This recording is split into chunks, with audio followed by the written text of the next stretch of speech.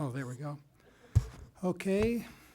Good evening, everybody. We'll bring the meeting to order. Madam City Clerk, would you please take roll? Okay, call to order. Mayor John Capocha, I'm here. Mayor Pro Tem Jean Goss. Here. Councilmember Denise Delmar. Councilmember Rachel Arizamendi. Councilmember John Harabedian. Here. Okay, just for the record, note that it's 6:12. Okay. Okay. All right. First thing on the item, or first thing on the agenda is discussion on the implementation of the utility user tax on prepaid wireless. There actually is, Mr. Mayor, a quick public comment. Oh, I'm I don't know sorry. if someone wants to speak Oh, yet, okay, I'm sorry. because it would be for items not on this agenda. Yes.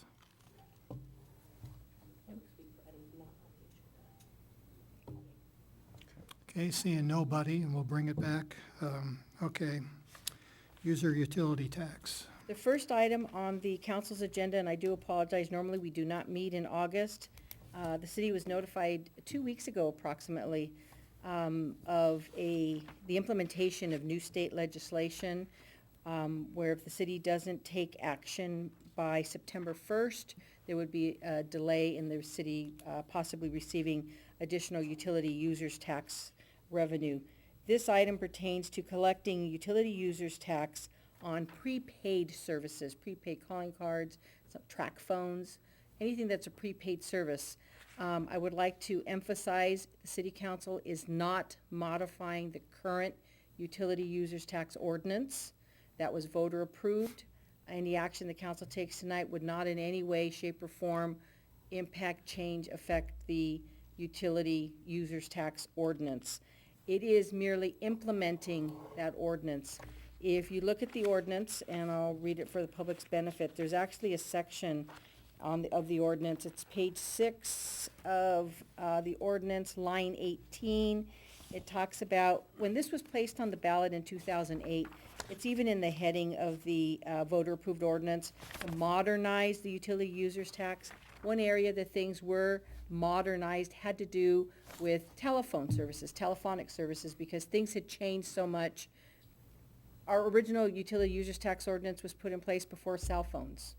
So part of modernizing it brought it to today's current technology. Line 18 actually says that the UUT should be collected on prepaid services. The reality is there was no mechanism for cities to collect UUT on prepaid services.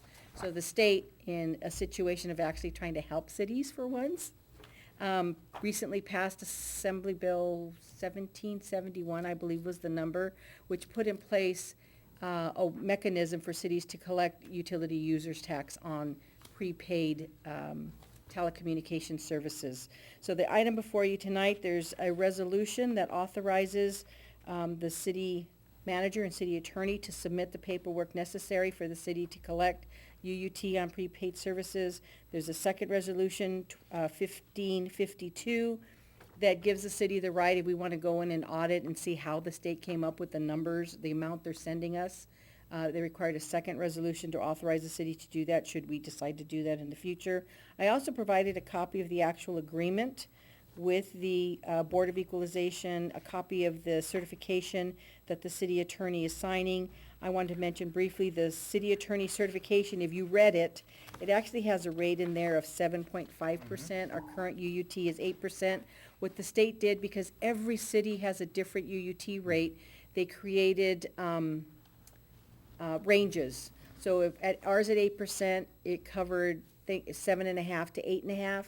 You got 7.5% is what the state's going to collect. So it's based upon a chart that we provided that was included in the legislation. If you happen to notice the 0.5% difference there. And then I also provided a copy of our actual current UUT ordinance. Unfortunately, we don't know how much money this is going to mean to Sierra Madre. The statewide estimate is $35 million statewide. We did the best we could researching. Some cities are estimating 3%, but those were larger cities that have a lot of stores that sell this type of prepaid track phones and prepaid calling cards. I do want to mention that the law does mention it's point of sale, which means if you're a Sierra Madre resident and you buy one of these things in Arcadia, Arcadia would collect their UUT on it. But the law also specifies that if the retailer, if it's shipped to a Sierra Madre address, you buy it online, Sierra Madre gets the UUT on it.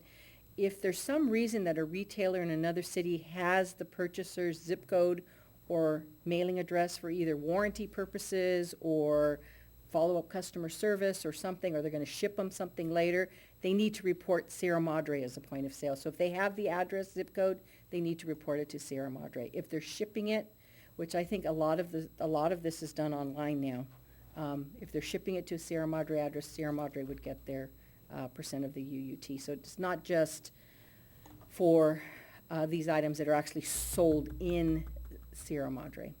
That concludes staff presentation. I'd be glad to answer any questions you might have. Questions?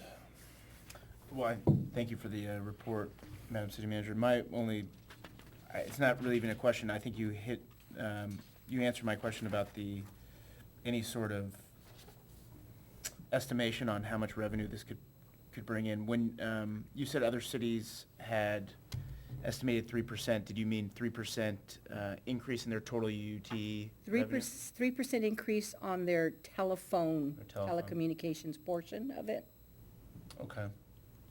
So So small, very small bump.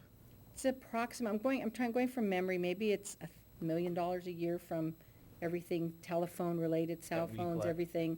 So using 3% of that, that's, $30,000. $1 $1 million a year? that's from my last time I looked at it. I'm currently, that's from my last memory. Most of our 2.5 UUT, total. mhm, Doesn't sound, we get about outrageous. 3.5 million total. No, wait, our total general fund is 8 million. Mm-hmm. Oh, For you the meant, UT. you meant I'm total talking just UUT. UT. Okay, yeah. yeah, and the telecommunications percentage of Right. that. Of the is- UUT. So we're maybe a $30,000 bump, maybe? Okay. Just a quick question about the mechanics of this. The board is doing all the work, right? Correct, the So board. we is just sit doing- and wait for them to pay us, They pretty they're much. gonna send us a check annually, the board does all the work. The retailers get to keep, there's a number of surcharges, there's an MTS, of course, the state is putting a surcharge on it, the city's UUT.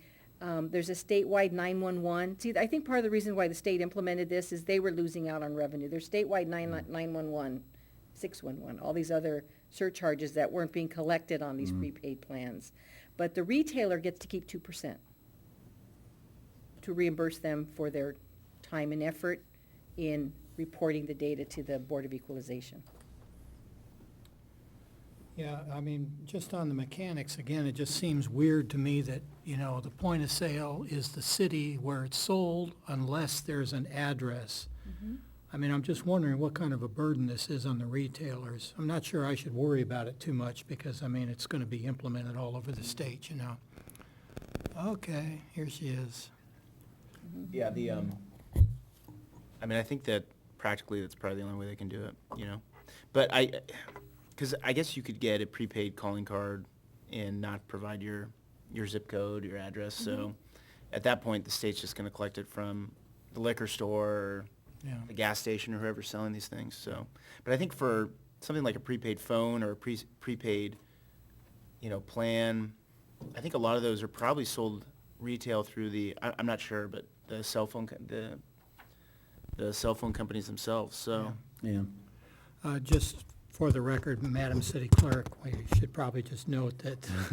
I apologize for being late. I'm getting used to driving from Los Angeles home. Okay, where we're at, the city manager just gave us a report, and now we're just asking questions about it. So, can we highlight just for council member? Sure, the Reader's Digest version is, the action the council's considering taking this evening does not in any way, shape, or form modify our voter-approved ordinance. It implements the city's ordinance because the city's ordinance is approved by the voters, indicated we would collect UUT on prepaid plans, but there previously wasn't a mechanism for that to be tracked. The state actually now has, through passing legislation, come up with a mechanism to get the retailers to track this information. The money will all go to the Board of Equalization, and they will be sending it annually to every city that submits the appropriate documentation to receive a UUT. And have we said why we're having the special meeting tonight? Yes, briefly, we mentioned that if the city council doesn't take action before September 1st, then we will be delayed until, April. I'm sorry, No, you had it right. I'm sorry. If we take action before September 1st, the Board of Equalization will start accounting for this January 1st. And when did If we we, delay, then we won't be getting it, we'll lose January, February, March. They won't start collecting it for us till April. but the law was put in place in April. I guess that's why I'm wondering why it's taken us this long. We were notified 2 weeks ago by the Board of Equalization.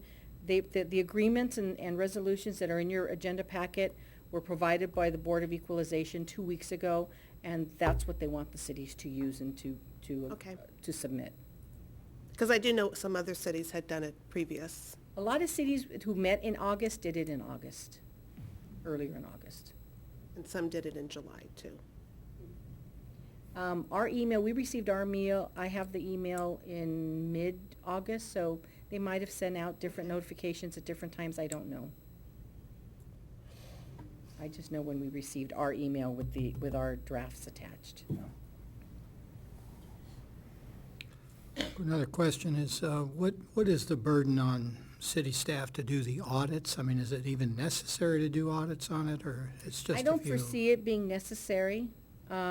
If for some reason we suspect there's something incorrect, it gives us the ability to do it, should we desire to do it, but we're not anticipating to have to do that. Yeah. What would you audit? I mean, you wouldn't be looking at another city's point of sale records to see if they, We'd be looking at the state's documentation and how they developed the estimated amount they sent us.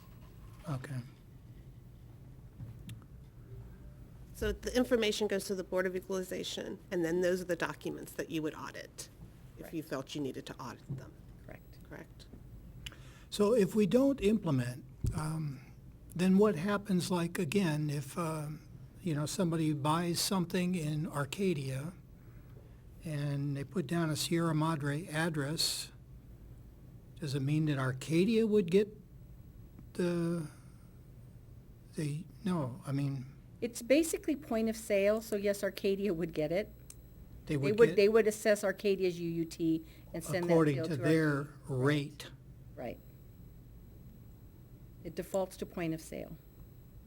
So there would be a chance for Arcadia to get some Sierra Madre money. So the informed consumer could look around for a town. No, that doesn't help. I mean, I'm just saying, if we didn't implement it, then the informed consumer could look around for a town that does not have utility tax. And that's the way they could avoid it then, by buying it there. If they knew someone in a town that didn't have a UUT and used that person's address, there's No, ways around I'm it. just saying, if we didn't implement it ourselves, so that 91024 would be meaningless Right. then. And they went to a town that didn't have a UUT, Yeah. then you're right, they would not be paying a UUT on top of their purchase.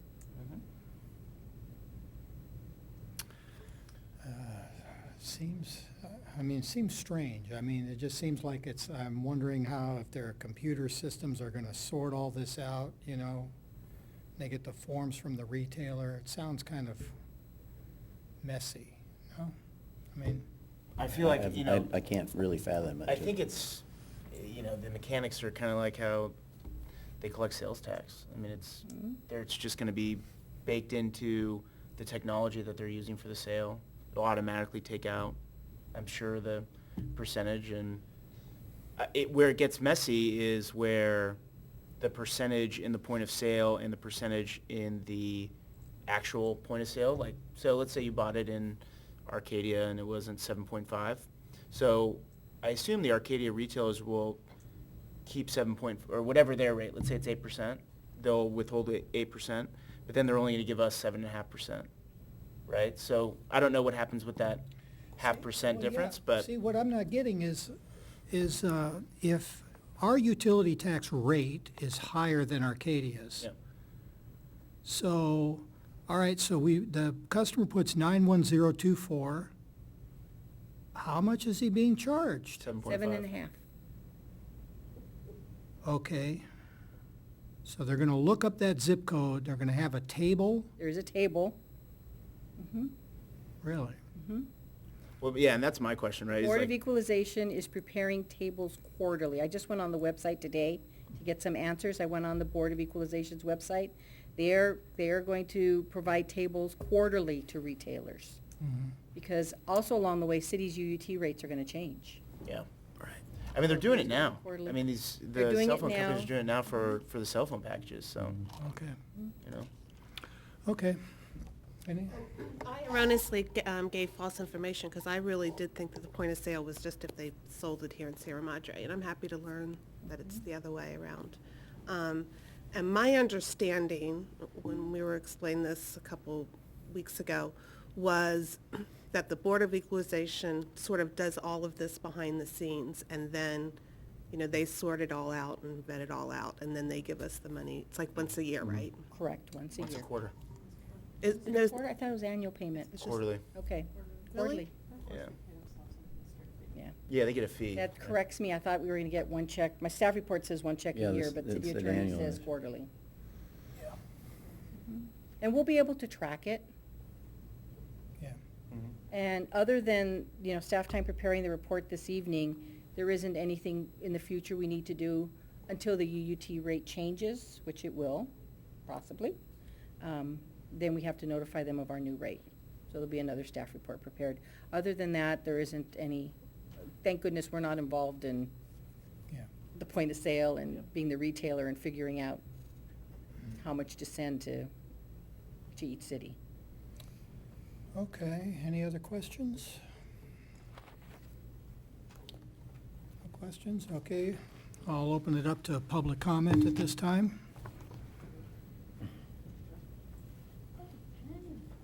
Hi, Barbara Lee. The reason why I came this evening is through the old-fashioned telephone, not the prepaid card. Someone said that there was a meeting this evening because I knew August was dark. So, I might even question the validity then. If you notice the meeting, don't we have to put it in the adjudicated paper for public input that we're having a meeting tonight? Otherwise, you can see myself is here in the public. Mr. Gold just walked in. Otherwise, the room is empty. And we're spending a lot of money to have the simple meeting on something that I'll give you, since you said 2 weeks ago you were notified by the state. We know how messy the state is with their politics. So I can accept that maybe it was 2 weeks ago, so this is why we're holding this special meeting. The way that this reads, I'm glad, Elaine, that you explained it further. The way that this reads, I thought, well, they're going to be violating everybody's privacy rights to go ahead and audit the telephone cards and local records, something that we hear about now a lot for our national government. But apparently it's going to be through the Board of Equalization will be in charge of. We'll see how that goes. I was going to ask then for the minutes to be read from the 2008 meeting, because I recall that the public did input and say, we do not want the surcharge on the cell phones, on fax machines, and on computers. That was after Colin Tuno wrote this ordinance, and the public, by vote, said, no, we don't care for that. So now I'm hearing that the public's being overrode and overwritten from the state to put these surcharges on. So again, the vote of the people are being denied. Faye Angus was a wonderful speaker when she came up and said, this is something that we really don't want to have. So apparently there's nothing that we can do. It sounds like our hands are tied. We might get a couple of pennies or $30 and, great. Be fun to see how much chaos it's going to be causing. I feel bad for everybody that's going to be working in the billing department. But if it's something that state says that we need to follow up on, then you're just doing what you've been guided to do. But it really, to me, having a special meeting that really nobody was notified of is just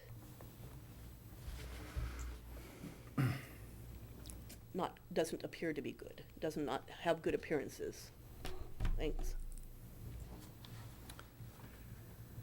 Okay, anybody else? Seeing no one, I'll bring it back for discussion. Can we just answer some of Barbara Lee's concerns? My recollection is, this is a voter-approved ordinance, and I read into the record the actual sentence in the voter-approved ordinance. It said the UT would be collected on prepaid cell phones. Yep. What I recall the opposition being to, and our ordinance does not do this, is you cannot tax the internet. So, but there was, to my recollection, and I was here, there was, the intent was to tax cell phones and prepaid services, and there was not any voiced, there's always one or two people voiced, but it's clearly written in the ordinance that the intent was to tax. And I would like to share, Rochelle and I found out about this at a league meeting when one of the women who works for the state and does some nonprofit work told us about it. And we said, oh, well, can we do it? And she said, well, it depends on if it's in your ordinance, because there are some cities that do not have it in the ordinance. And we asked her to check on it, and the next day she emailed us and said, yes, it's in your ordinance, so you can, this new law will come into effect and you can use it. So, to me, to get some of this money up front is well worth having a meeting before September, because we lose almost 6 months' worth of revenue. And regarding just the Brown Act, city councils, in fact, we exceeded what's required by law. You can call a meeting with 24-hour notice, so that would have been Sunday night for Monday. We noticed this, we put it on the website, we posted it on Thursday. So we provided more than the 24-hour notice. It's a council policy. If you would like us to pay in the future for special meetings, to pay for a notice in the newspaper, we would be glad to do that, if you think it would help in the future. For all the elderly and disabled that don't have computer usage, that'd be great, so you're not violating anything. And I do know a lot of people heard about it, because I got a lot of calls. And a lot of so I do know it was out there, trust me. It was out there. There's no doubt about it. Okay, any other comments? I just concur with what Councilmember Delmore said. I'll move for approval of resolutions 15-51 and 15-52. Second.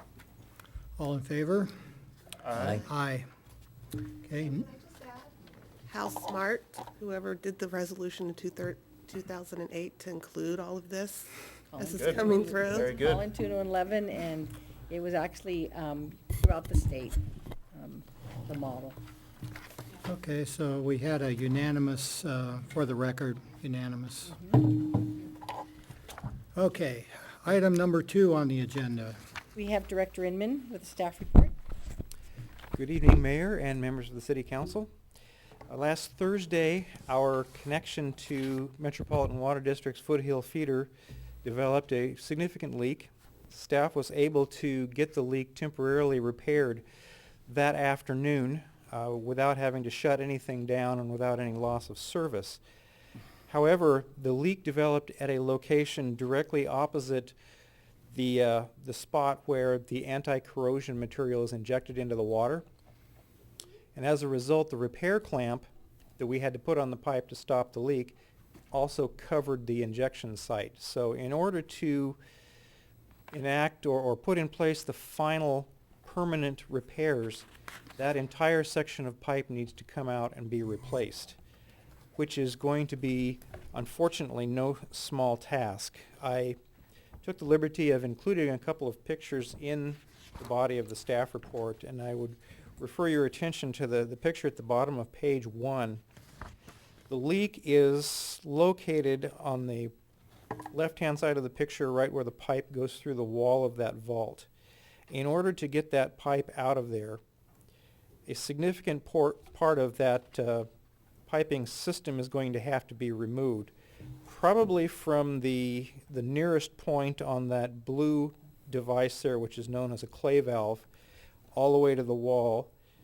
That's going to have to all be removed, which requires the use of a crane and other lifting equipment. They may even have to take the lid off the vault in order to lift these things out of the way. The other part of the work, which is going to be very complex, is described somewhat by the photo on page 2. The pipe that needs to be removed is buried in the location shown in this picture between the utility box, that vertical, slightly green colored box, and the electrical pull box. That whole area needs to be excavated to get to the pipe, which is down about 10 feet. So in order to do that excavation, the pull box, the chain link fence, and that control cabinet all have to be removed temporarily. So this is why the work is as costly as it is. We are going to have a window of about 8 hours to get this work at least complete to the point where we can turn the system off. For the duration of this repair, the Metropolitan connection will have to be shut down, and we will not be getting any water from that source. So staff is proposing that the work be done on a Wednesday, which is our day of the week when we generally use the least amount of water. We will get our reservoirs as full as possible prior to the work starting, and as much of the work as possible will be done before the system is shut down. The contractor that we're proposing to have do the job is, as noted in the report, is the contractor that did the original construction. We have selected them to do the work because we believe they can do the work faster than any other contractors that are not familiar with what's under the ground there. Other contractors are not familiar with what the wiring and what's going on inside these control cabinets and pull boxes. So we believe that Perry Thomas Construction can get in and out of there fastest and are the best chance we have of being able to get the work completed within that 8-hour window before we start being concerned about where our water is going to be coming from. Perry Thomas's bid was for slightly under the amount that we're asking for. Their bid was $24,550. Staff has added a contingency to that of about 15%, which would bring the expenditure to $28,250 if the contingency funding is needed. We don't expect that to be needed, but we do this typically on all of our capital projects, and something like this is very close to being a capital project because of its scope. And with that, staff's recommendation is that the council approve the expenditure of $28,250 and award a contract for these emergency repairs to Perry C. Thomas. And with that, I'd be happy to answer any questions you have. Make sure that we're not in any violation because we didn't go out for any other bids. We're okay with that? Okay. Director Inman, thanks.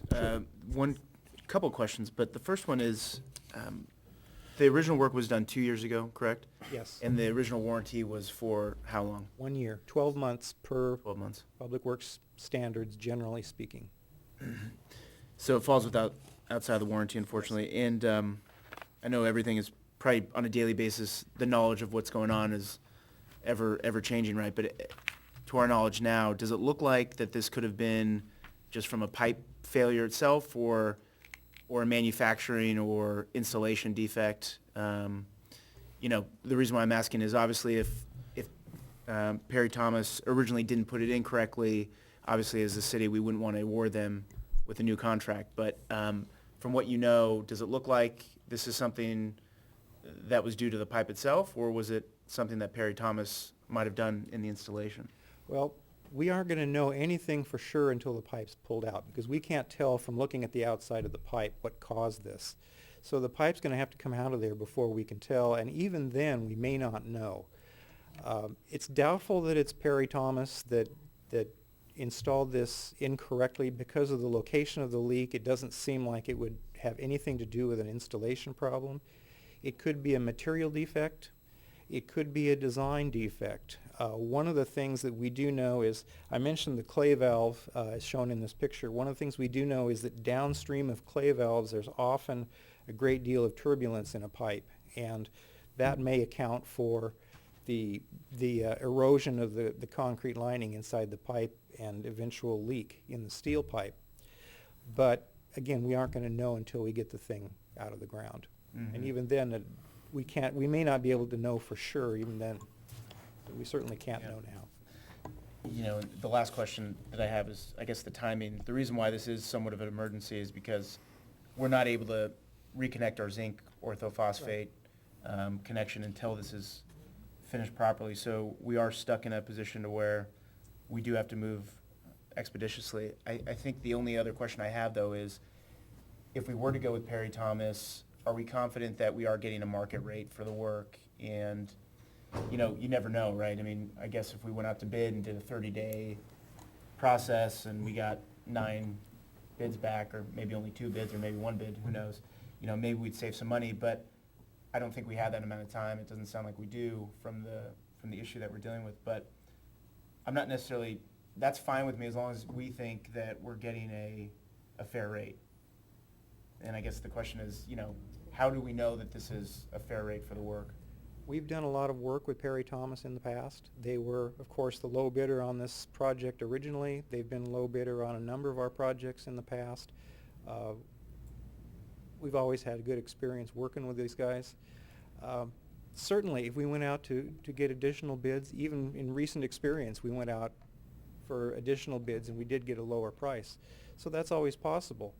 It's always possible it could go the other way too. And one of the issues that we have to look at when determining whether or not we're going to go out for more bids is the length of time that it's going to take to prepare the plans and the specifications and the bid documents, because it's not something where I can simply call up 3 more contractors and ask them for bids. I have to prepare bid documents and contract documents and all that to go out and make sure that we're giving all the bidders exactly the same information. And then once we have a low bidder, we don't know for sure that that low bidder is going to be familiar enough with this system to be able to get in there and out before we start running out of water. So these were things that we took into consideration when we opted to go with just the single bid. Thank you. My question kind of is related to that. I'm feeling that, I cannot fathom the idea of a pipe failing that quickly. So we have a 1-year warranty, but I'm having a hard time understanding why Perry Thomas, if we have such a relationship with them, wouldn't stand behind that work and come in and at least give us some kind of a discount, if not a full-fledged replacement. And I think that to be representative of the taxpayers, I think we should demand that. At least, I don't know, have we had that conversation with them? Have we reminded them of the business that we do with them and how that this relationship is? We have not had that conversation with them.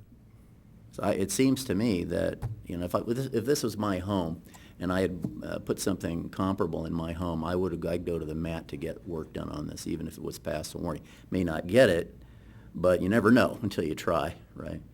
Right. So I would like to know that we've tried at least. In the final analysis, I don't, you know, when something like this happens, my confidence in that company, whether they come in and give us some relief or not, is significantly less.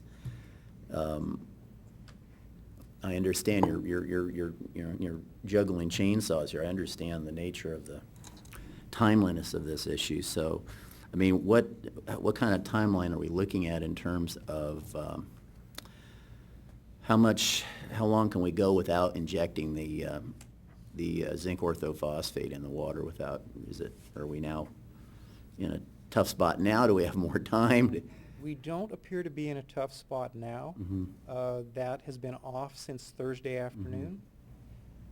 I've gotten no reports, I've heard no reports, nor has the water superintendent or Jose gotten any reports of discoloration increasing anywhere in town. But we don't know for sure that that's not going to happen. And if we delay and the discoloration starts to pick up again in some areas, we're going to be under the gun. Okay. And then I would add, it will take longer period of time to get that coating back in place again. All right. Are you done? I'm Go sorry. ahead, go ahead. Yeah, no, to piggyback on the Mayor Pro Tem's point, which I think is a great one, is there any way that we can, let's say we were to approve this tonight, is there any way to make it contingent on when Perry Thomas excavates the pipe, and staff, will be overseeing it? If it does come to the attention of staff that it looks like it was a construction or an installation defect that was the cause of, caused by Perry Thomas, can we have something worked out in the contract to where we do get some money back, or we do get a discount? I don't know how these contracts usually work, but I kind of agree. Like, if a plumber came in and installed a bathtub for me, and then 2 years later something was wrong, and then we later found out that it was that person's fault, I think that the two parties would probably come to an agreement that probably wasn't you wouldn't pay full market for that repair, I wouldn't think. So it might be a question for the city attorney, but, I would like us to at least maybe try to at least build in some contingency there. That might be more of a direction than a question, but can we do that? Well, I mean, you can try. It might be difficult to describe exactly the language, and I don't actually see a contract attached to the staff report. This page doesn't Right. qualify as that, so I assume that they will be signing our standard form agreement with the full Yes. indemnity and everything. And, I mean, to the extent that that it's determined that the reason the pipe failed had something to do with poor installation or something that they actually have some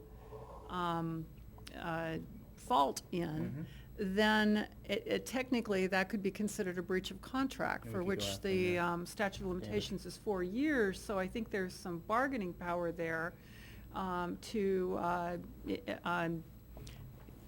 convince them without having to go that route that it's fair to give us a break on the price. Right now, they probably don't know Right. what the reason the pipe failed is, because they haven't gotten into it and done the work.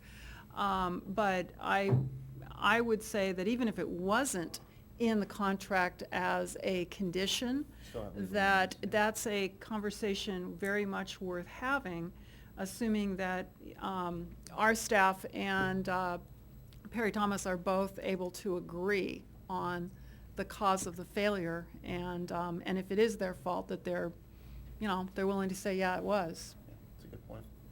Okay. Councilmember Delmar? Can I ask how much we paid Perry Thomas Construction to do the work 2 years ago? Well, it wasn't the city, it was funds through the water district, and I'm trying to remember the I total. believe it was about 498,000, something in that range. Under I believe. 500,000. Okay. And how are we going to know if Perry Thomas is at fault? Because I can't imagine them saying, hey, it's our fault. Will somebody else? I think staff has to be there. Our staff will be there as soon as it's being dismantled, we will be there. And will then you report that back to council? We why can they're definitely- involved? Certainly We do can that. certainly do that. Thank you. If in fact it is something that we suspect is a workmanship issue, we may have to send it out to a lab to be looked at. We may not have the in-house expertise to be able to make that determination, but that, again, is something we're gonna have to see when we pull it out of the ground.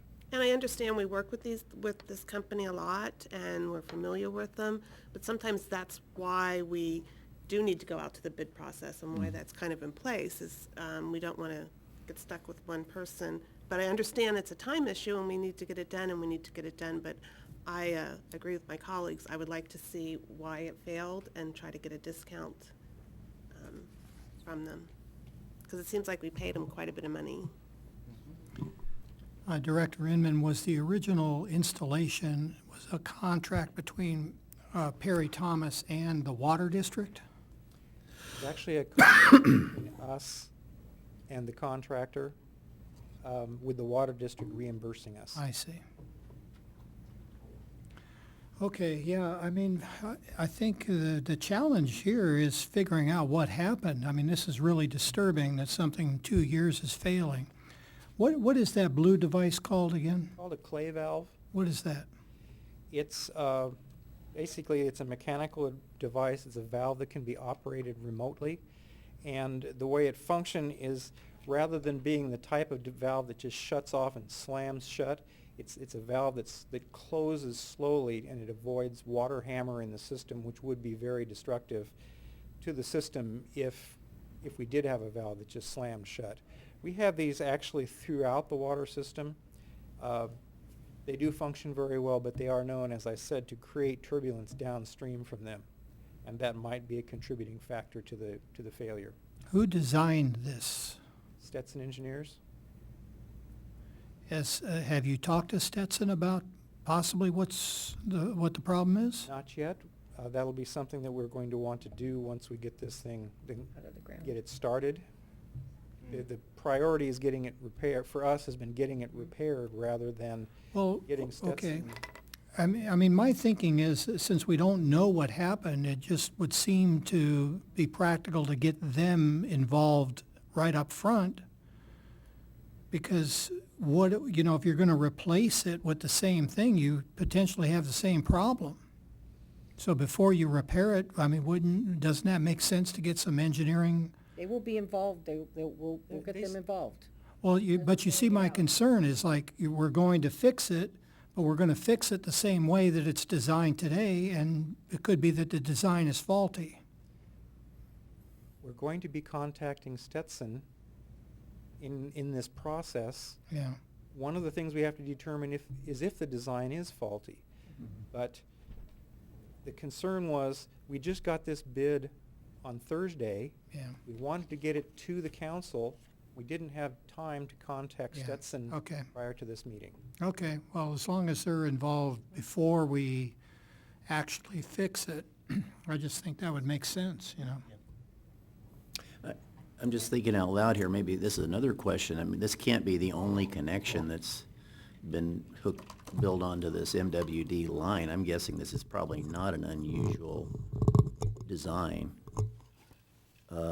So it would seem to me like Stetson they may have some pretty easy data to look up and check with on that, I mean.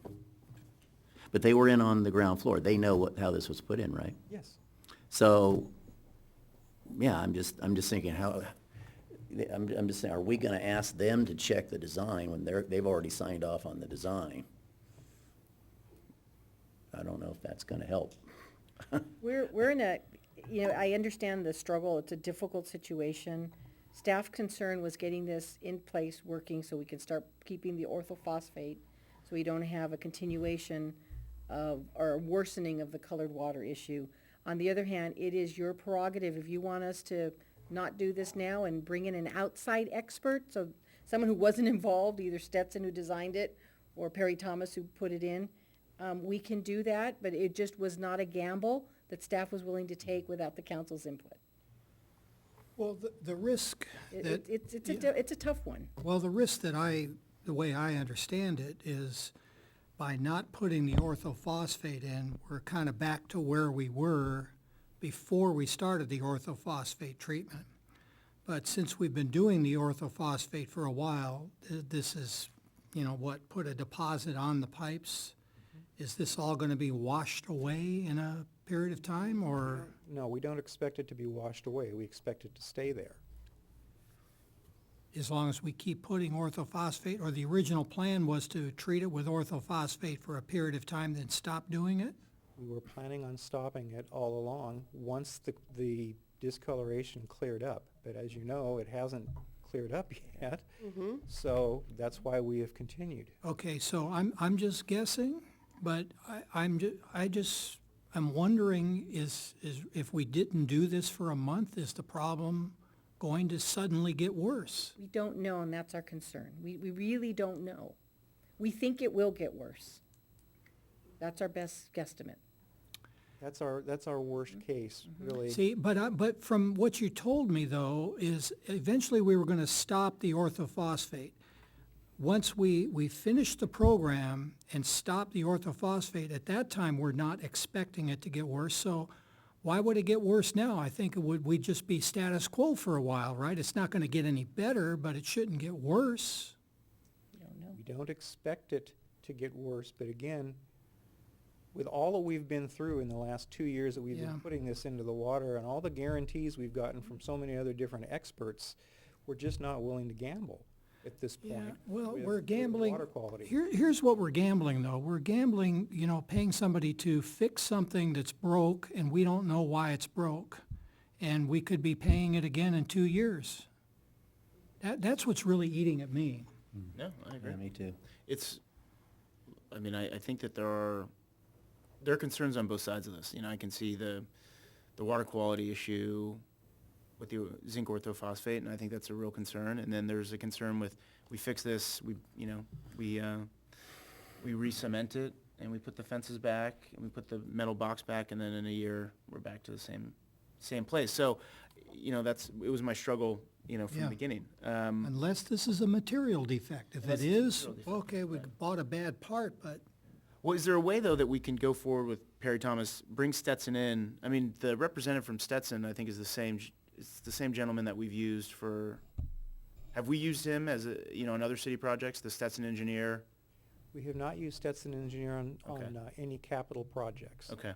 Well, is there a way, though, to bring them in, because you're going to break ground on Wednesday? Is that what you said? Probably not as quickly as this Wednesday because the contractor's he's not going forward with any work until this is awarded, so he's not ordered Right. any pipe equipment or anything like that. So it probably wouldn't be until a week from Wednesday. So, why can't we bring in, Yeah, within the right. week, bring them in, Right. I'm okay with approving it Right. today, but I just wonder if it is so urgent that we need to start this next week, Right. I'd really like to know what Stetson's opinion is after they look Mm-hmm. at, just say, what could have possibly gone wrong, Yeah, that's a good point. So another factor is that we're also going to be considering at maybe as early as October, the idea of, or implementing the idea of putting our MWD water into the spreading basins. So that some of this water quality issue, we're talking maybe a month and a half, 2 months, could be totally moot. So I think we have some time to play with to bring the people in. Are we still on track with that what other hurdles do we have to overcome? I think October's probably a little soon. Plus it's gonna take some time for that water to seep down there. Right. I don't know what our current estimate is. I'll have to defer to Bruce. Yeah, this is an item that we're bringing to you at the September 8th council meeting. I've had contacts with the regional board already. They are considering right now whether or not they can issue us a waiver of their waste discharge requirements, which would really expedite the process for us. We've already been in contact with the Water Master Board, and we have not gotten any opposition from them, although it hasn't gone to the full board yet. The Pumping and Storage Committee was fine with the proposal. We have gotten a little bit of a pushback from Arcadia, but we don't know whether they're really going to go anywhere with that. So we probably have a minimum of a month, probably a month and a half or so, before we actually get approval to start putting the water in the ground. Has Arcadia's pushback just come recently? Because last I heard that they had indicated they were okay with it. They had initially indicated that they were okay, but at the Pumping and Storage Committee meeting that was week before last, I believe, my counterpart indicated some concerns about possibly changing the groundwater. Yeah. It was approved, the city manager agreed to it. It's a situation where the city manager agreed to it, but the Public Works Director is making comments. I think all I need to do is call the city manager and we can fix it. Well, I just say, I'm willing to approve it, but I'd really like to get an engineer's opinion on what could have gone wrong here. This is just not right, having this thing fail in 2 years. And I assume we have some indemnity from Stetson, right? If they did the engineering on the project, I assume that if it might only be a year, or I don't know what the time frame is on their Yeah, coverage. that I but- don't know. And they designed this particular system and this particular point in the system for injecting a different treatment material. Mhm. So that may have an impact on their Oh, I'm sure they'll say that. overall yeah. I'm sure design. they'll say that, Well, but, you know, I think. let's hear them say let's it, hear and 'em, we'll yeah. try to, if it doesn't sound right, we'll try to shoot some Yeah. holes in it, you know? But yeah. So once again, if they say that and they're correct, then once again, here we are putting the same thing back that's gonna fail in 2 years.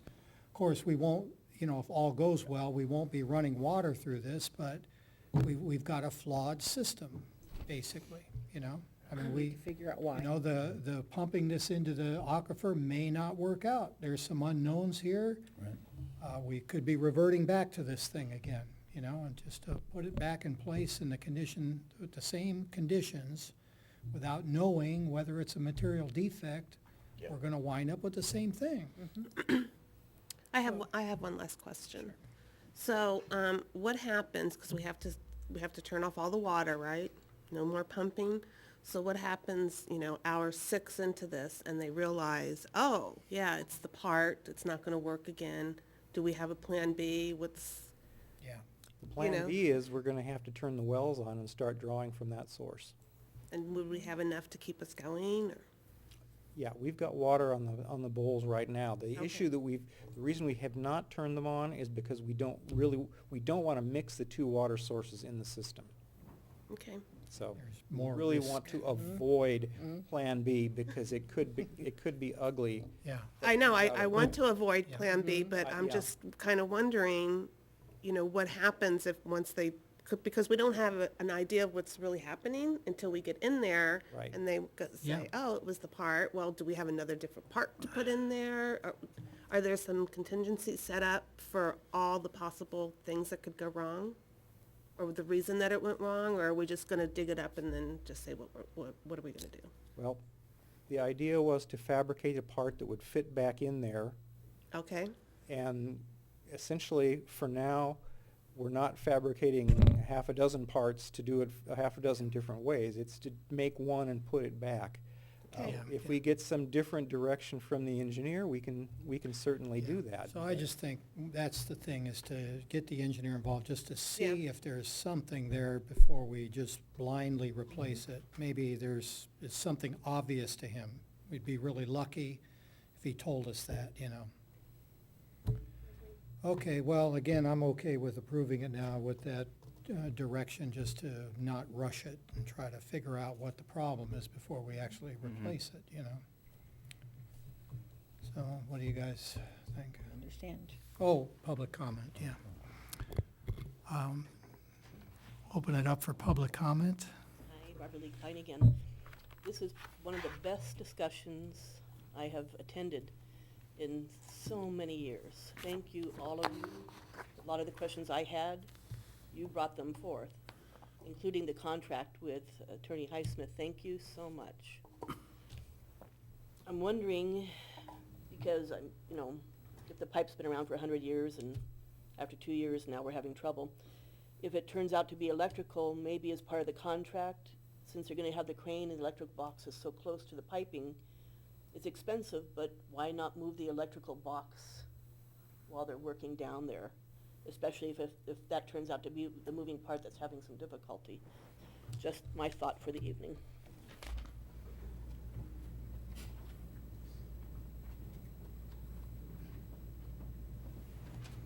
Good evening, Mayor Coach and council members, and Barry Gold, 441 Ramona Avenue. My thought is that if you go ahead with this, we're going to have to do it eventually.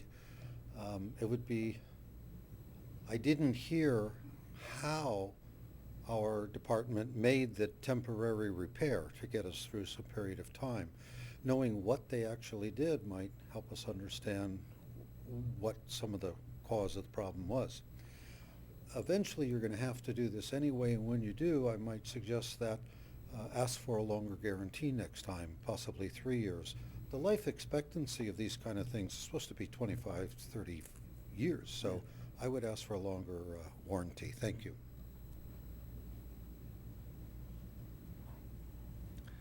Okay, can we answer that question? How did we patch it? Director Inman?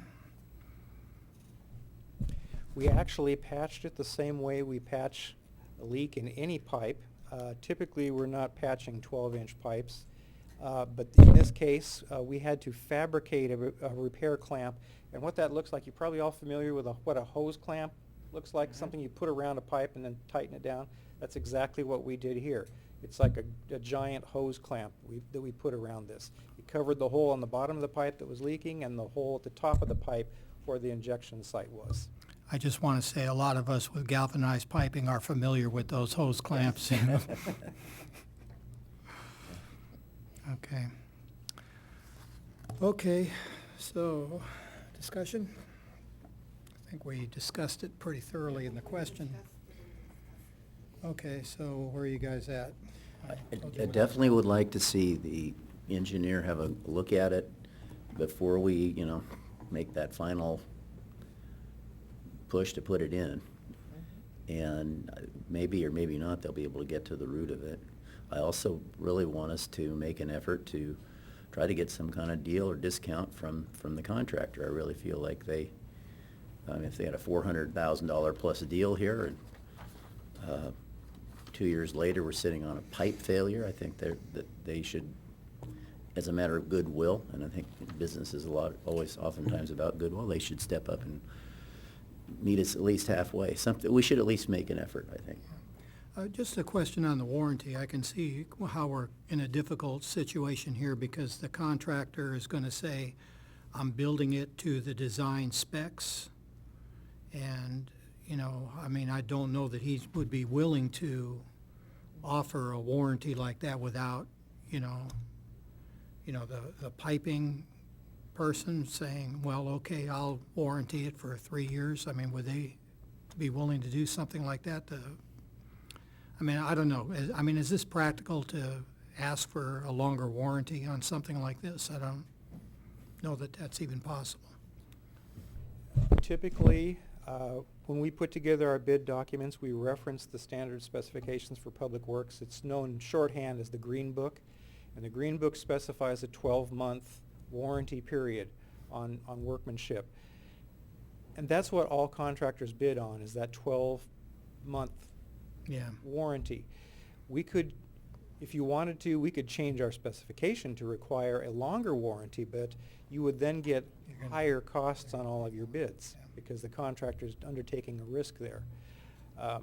Likewise, if we ask the contractor here to give us a longer warranty, that's not what he's bid on in preparing this estimate. So we could certainly ask for it, and maybe that's what he gives us as the discount that you're looking for, is maybe we get him to guarantee it longer. I don't know. That might be one of the bargaining chips. Well, it doesn't hurt to ask, but he's probably going to say that that's fine, but if it's a pipe problem, then I'm not going to cover that. Right. Yeah. Well, I wanted to just follow that up. What about the materials? If somebody's got it built and made the pipe, don't they stand behind their pipe? There's got to be a warranty on the pipe itself, right? Yeah, typically there is. But again, If this is just a pipe failure, it seems like we could go to them at some point and make a case for... it might be, but again, we're Don't know. there's a lot of conjecture. We just don't know yet how this occurred. Okay. Yeah, but if in the analytical part of this, when we've got it out of the ground, we're looking at it, if we come to the realization that it's a pipe failure, can't we go to the pipe manufacturer? Certainly try that. Yeah, They'll I warrant think the we should. pipe, Yeah. But they're not going to warrant the... So I think, Warrant the pipe, they won't warrant the labor. but I think, Put it in and out. which is, it's a good point. Yeah, all these folks, the respective parties are going to warrant what they have done individually. But I think it kind of, putting all this conversation together, I think it would be really helpful for us before we, pay anyone and really do anything, have them all in the same room, tell them, hey, this is the problem.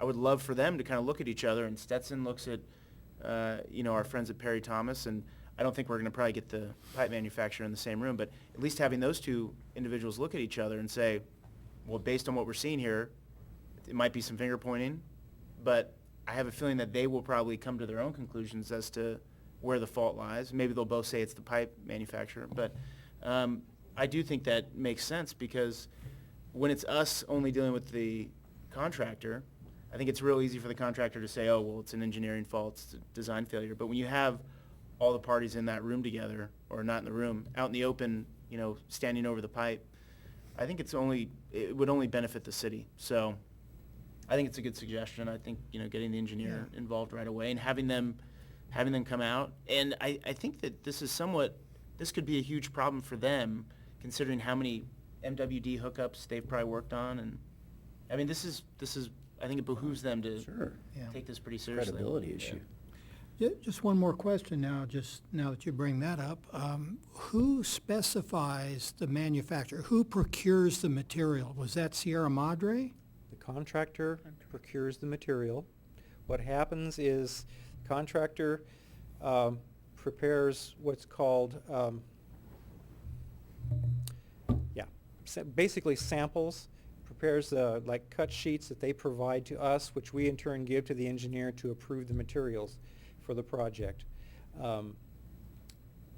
Those again are typically approved by the engineer. So everybody's involved in the process. It's not just the contractor Yeah. going out and hiring a supplier and just putting stuff in the ground. It's. Yeah, so I think Perry Thomas has some incentive to, if it's a material flaw, I think they want to know that because they are the ones that specify and bought from this company. So, I mean, I think they have a natural incentive to want to understand what went wrong here, and so does the engineer. So I think that's a great idea to get them to, and of course, with those two in the room, they're going to blame the manufacturer of the pipe for sure, but, Well, we'll see if we can get them in the room too. yeah, but I think both those parties have an interest in understanding what went wrong here, so, okay, It's a 12-inch pipe. Yeah. It's not a small pipe. okay. Lots of pictures to document the process and stuff. All right. Okay, are we at the point where we can make a motion, or? I'll move to approve, with the direction given. Okay, all in favor? Aye. Aye? Okay, all right, passed unanimously, none opposed? Okay, so I think we're done, huh? Okay, Hooray. I will call the meeting to close here. Thank you.